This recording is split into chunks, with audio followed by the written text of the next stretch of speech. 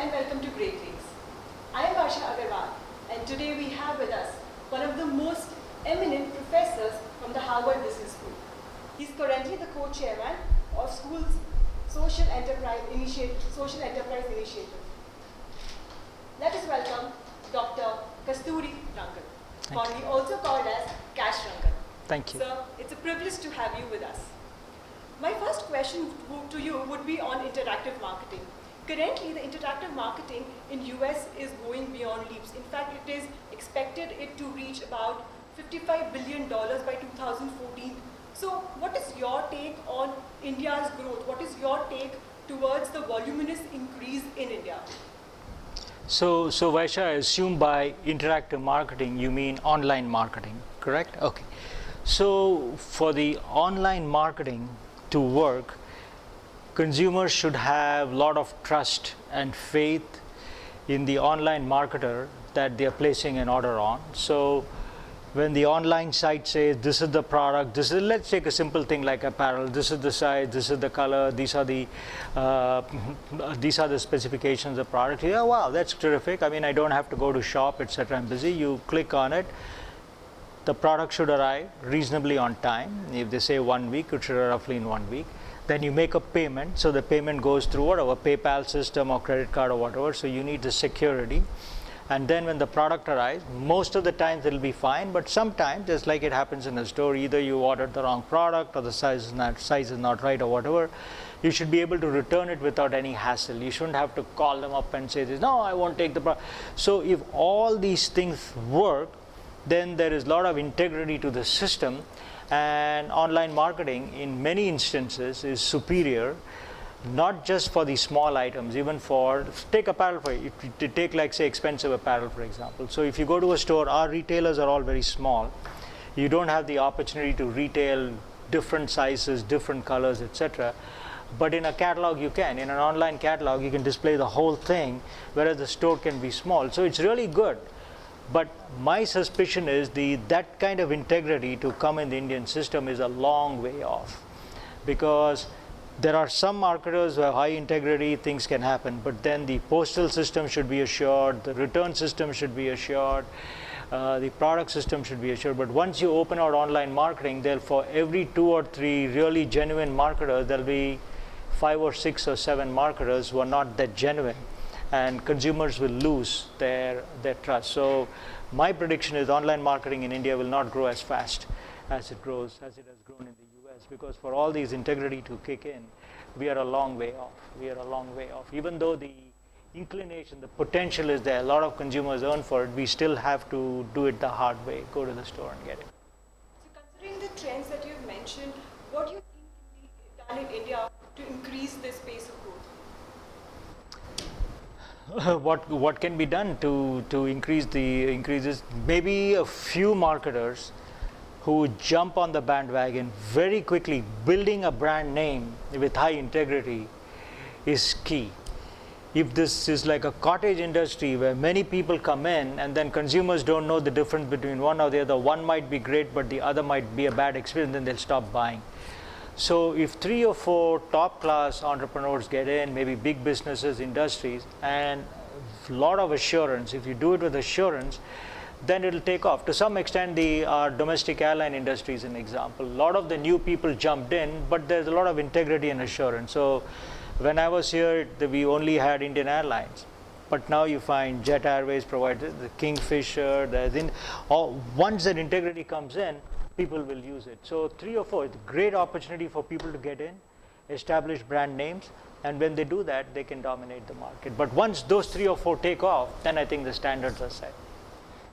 Also, we've seen that you've done immense amount of research and you've written a lot of articles based on go-into-the market strategy. So according to you, what do you think a company requires to design the entire go-into-the-market strategy? Along with that, how can they really transform this strategy within their organization to have an effective channel management? Great question, Vaisha. I think you're right. I've done a lot of work in that. I'm very interested in the topic, and what I found is The channels to market for most companies, they change everything in the marketing mix. I mean, if the product doesn't work, they can come up with innovation, they can change the product. If the product positioning is not appropriate, they can work with the appropriate market research firm, they reposition the product, they have a different value proposition, you can do that. Pricing can be changed. Advertising can be changed, product design can be changed. But channels to market, companies are reluctant to change. They have the same system. If it's going through wholesaler, retailer, same wholesale. If it's going to distributor, same thing. If it's going through agent, the same thing. So no matter what they do, it's the same system they go through. The point is the end customer, the consumer, it can be a business to business operation or it can be business to consumer operation. Different segments of the market have different needs from the channel.